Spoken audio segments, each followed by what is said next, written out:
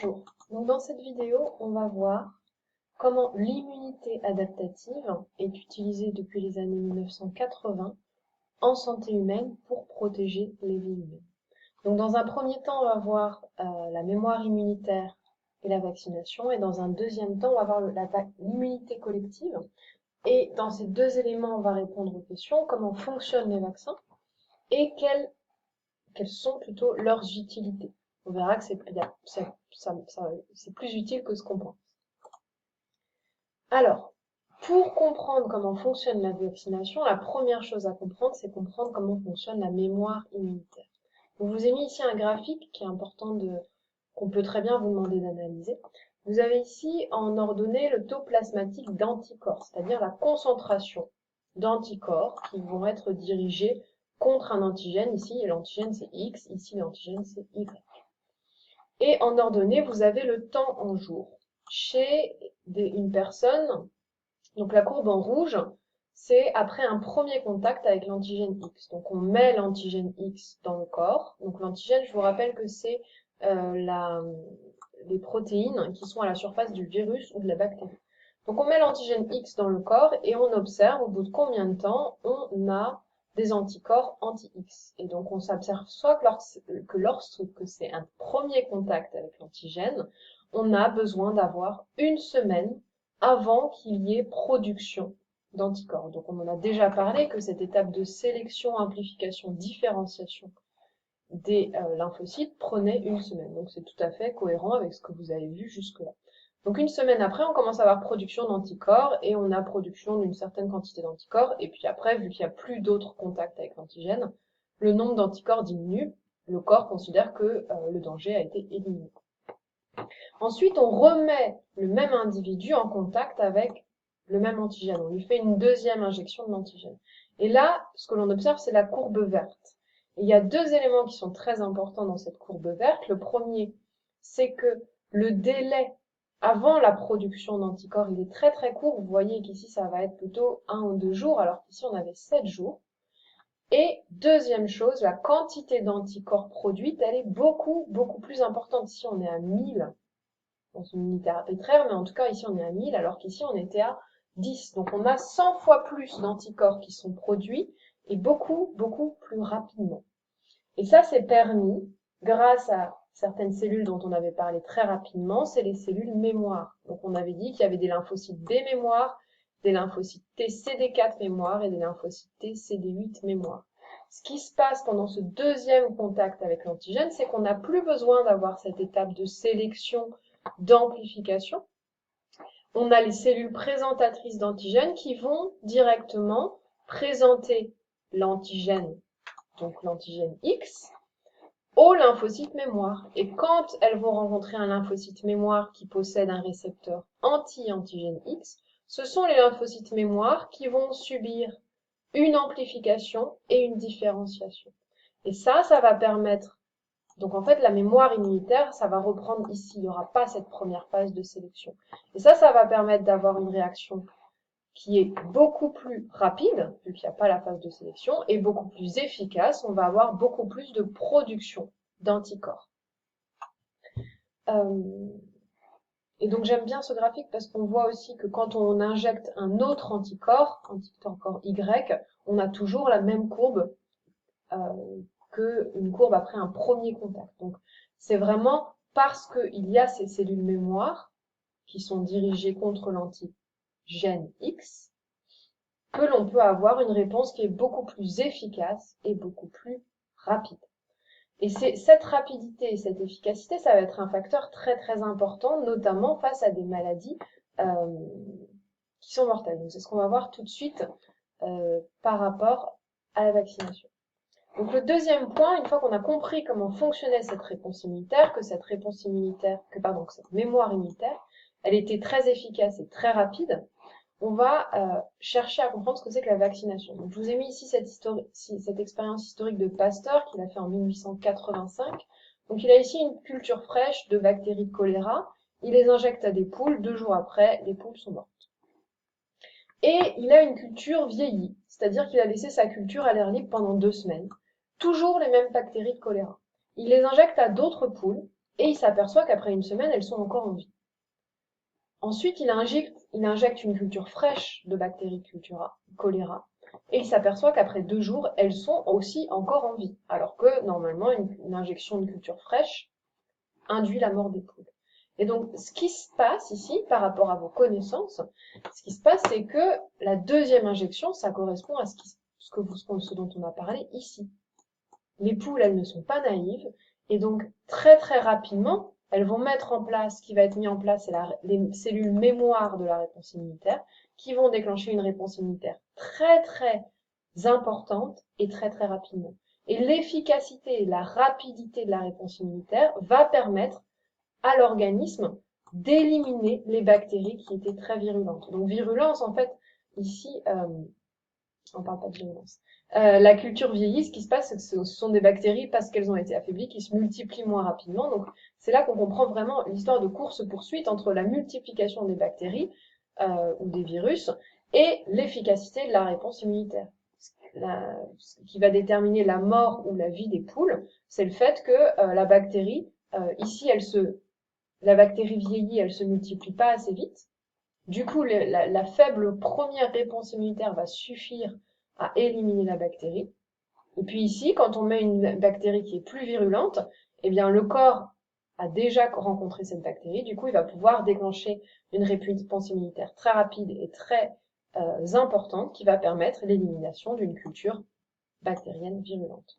Donc aujourd'hui, ça c'est le principe de la vaccination. En fait, aujourd'hui, un vaccin, on n'injecte pas de bactéries ou de virus vieillis. En général, on injecte directement l'antigène, c'est-à-dire la protéine qui est présente à la surface des bactéries ou des virus, contre laquelle vont être dirigée la réponse immunitaire, donc contre laquelle qui va permettre la reconnaissance spécifique antigène-anticorps. Donc on injecte juste l'antigène, et comme l'antigène n'est pas dangereux pour l'organisme, on a quand même besoin de stimuler le système immunitaire pour que une première réponse immunitaire se déclenche contre cet antigène. Et donc dans les vaccins, aujourd'hui, on met aussi des adjuvants, qui sont des molécules qui stimulent la réponse immunitaire contre un antigène, donc une protéine, qui est sans défense pour l'organisme. Donc c'est pour ça qu'on arrive à avoir un système qui ne présente pas de danger pour l'organisme, qui ne risque pas de tuer l'organisme, grâce à l'addition d'adjuvants qui vont stimuler la réponse immunitaire. Donc la découverte de la vaccination, ça a été une vraie révolution en santé humaine, parce qu'elle permet de protéger des individus de maladies mortelles, notamment le tétanos, la rage. Si vous n'êtes pas vacciné, ce sont toujours des maladies mortelles. Donc ce premier contact avec un antigène inoffensif permet la mise en place de cette première vague immunitaire et la mise en place d'une mémoire immunitaire qui va vous protéger lorsque vous rencontrez de nouveau la bactérie du tétanos ou le virus de la rage. Alors, maintenant qu'on a compris la vaccination, j'aimerais bien qu'on s'intéresse à ce que c'est que l'immunité collective. L'immunité collective, ça va être le nombre de personnes qui vont être vaccinées. Donc, dans la diapositive précédente, on a dit c'est bien la vaccination, c'est génial, ça permet de protéger de maladies mortelles. Mais les laboratoires pharmaceutiques développent aussi des vaccins contre des maladies qui ne sont pas mortelles, par exemple contre la grippe. Et ça, à quoi ça sert? Alors, d'abord, pour comprendre ça, il faut comprendre que le virus, pour se propager, pour survivre dans un environnement, il a besoin en permanence de contaminer des personnes qui ne sont pas protégées contre ce virus. Parce que le virus, il a besoin, pour se multiplier, il a besoin de contaminer une cellule. C'est seulement à l'intérieur de cette cellule qu'il va pouvoir se multiplier. Et c'est cette cellule qui va donner naissance à plein de nouvelles particules virales qui vont contaminer d'autres personnes. Ça veut dire que un virus qui contamine une personne qui a déjà une mémoire immunitaire, c'est-à-dire qui contamine une personne qui a été vaccinée, par exemple, contre le virus de la grippe, très très rapidement, le virus va infecter une cellule, mais cette cellule, elle va être très rapidement prise en charge par les lymphocytes T cytotoxiques. Donc cette cellule va être éliminée, elle ne va pas permettre de produire beaucoup de virus, et puis les petites particules virales qui ont été produites pendant les quelques jours de mise en place de cette réponse immunitaire, elles vont être très très rapidement prises en charge par les anticorps produits par les lymphocytes B mémoire qui ont été amplifiés, qui se sont différenciés. Donc, Une personne qui a déjà été vaccinée contre le virus de la grippe, elle va être infectée par le virus, de nouveau, mais par contre, elle va pas produire beaucoup de particules virales, parce que très rapidement, tout ça va être éliminé.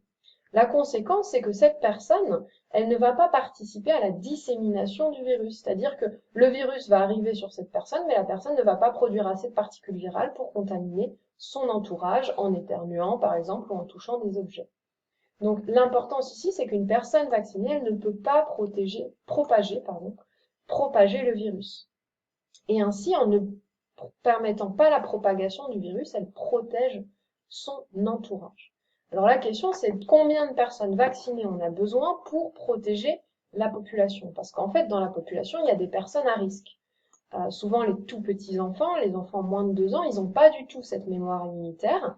Du coup, ça veut dire qu'à chaque fois qu'ils rencontrent un élément pathogène, ils sont dans cette courbe-là. Et donc, il y a des risques que le petit enfant meure face à un pathogène qui ne sera pas du tout dérangeant, gênant pour l'adulte. C'est pour ça que les enfants sont malades, très souvent, c'est parce que leur première réponse immunitaire, elle est faible. Un adulte, il a déjà une bonne mémoire immunitaire, donc quand il rencontre un élément pathogène, la courbe de réponse au pathogène, c'est ce type de courbe. Donc les personnes à risque sont les enfants, les personnes âgées qui ont plus de difficultés à mettre en place des réponses immunitaires, et les personnes immunodéprimées qui n'ont pas cette capacité, qui n'ont pas cette réponse immunitaire pour des raisons génétiques.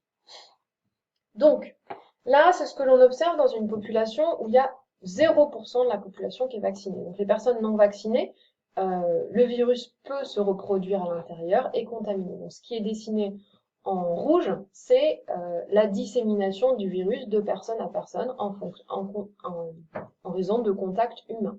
Et en bleu, vous avez les personnes non vaccinées, en jaune, les personnes vaccinées. Quand on a 25% de la population qui a été vaccinée, vous voyez que le virus, les traits rouges, il se propage beaucoup moins. Quand vous avez 50% de la population qui est vaccinée, il se propage encore moins parce que le virus arrive sur des personnes, les personnes jaunes qui sont vaccinées, mais par contre, ces personnes ne transmettent pas le virus à leur entourage parce qu'il n'a pas le temps de se multiplier assez à l'intérieur de ces individus. Le virus est immédiatement éliminé par les lymphocytes T et les anticorps produits par les lymphocytes B. Quand on a 75% de couverture vaccinale, vous voyez qu'il n'y a plus de propagation du virus. C'est-à-dire que certains individus sont vaccinés, mais par contre, tous les individus quasiment qu'ils rencontrent sont vaccinés aussi, et du coup, le virus meurt à l'intérieur de l'individu. Et à partir du moment où il n'y a plus de propagation du virus, on peut arriver, ou de la bactérie, on peut arriver à une éradication totale de la bactérie ou du virus. Comme tous les parasites, un parasite qui ne peut pas infecter de nouveaux individus, il disparaît. Parce qu'en fait, dans l'environnement, par exemple, là, le coronavirus, bon, c'est un virus qui est très résistant parce qu'il y a certaines études qui montrent qu'il peut survivre plus de 2 semaines sur certains environnements, mais à partir du moment où il y aura une grande partie de la population qui aura fait son immunité, donc ça, là ici on parle de vaccination, mais faire son immunité, ça veut dire aussi être en contact avec le virus, le vrai virus, et avoir mis en place une mémoire immunitaire. À partir du moment où il y a une grande partie de la population qui a fait son immunité, qui a une mémoire immunitaire de ce virus-là, le virus, au bout de plus de 2 semaines, et ben en fait, il n'y aura plus aucune particule virale dans l'environnement. Donc, ce graphique, il permet de comprendre que la vaccination contre le virus de la grippe, il va protéger les porteurs, les personnes jeunes, mais il va surtout protéger les personnes à risque. Et ça, c'est indispensable parce que le virus de la grippe, il est violent, mais il n'est pas du tout dangereux pour une personne qui a entre 10 et 40 ans. Et donc, la vaccination de ce type de population va permettre de protéger les personnes âgées, les enfants et les personnes immunodéprimées. Donc, la vaccination, elle permet à la fois de protéger des maladies mortelles comme le tétanos et la rage, d'éradiquer totalement certaines maladies. Ça a été le cas de la variole. Il n'existe plus de variole à la surface de la Terre parce qu'il y a tellement de personnes qui ont été vaccinées que la virus ou bactérie, je ne sais plus ce que c'est, a été supprimée de la surface de la Terre. Et enfin, il permet de protéger les personnes à risque. Et pour protéger les personnes à risque, on a besoin d'une couverture vaccinale qui soit de l'ordre de 70% pour empêcher que les personnes à risque soient contaminé. Voilà.